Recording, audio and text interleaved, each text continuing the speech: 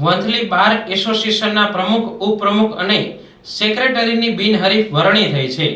Bar council of ગુજરાતના માર્ગદર્શન હેઠળ વર્ષ 2026-27ના વર્ષ માટે વંથલી બાર એસોસિએશનની ચૂંટણી પ્રક્રિયા યોજવામાં આવી હતી, જેમાં પ્રમુખ પદ માટે એડવોકેટ ગોરધનભાઈ બી સાપરા, ઉપપ્રમુખ તરીકે એડવોકેટ સચિનભાઈ જી રૂપારેલિયા, સેક્રેટરી તરીકે એડવોકેટ હિતેશભાઈ આર જાદવ અને ખજાનચી પદ માટે એડવોકેટ મનીષાબેન એમ સાદિયાની બિનહરીફ વરણી થયેલી છે.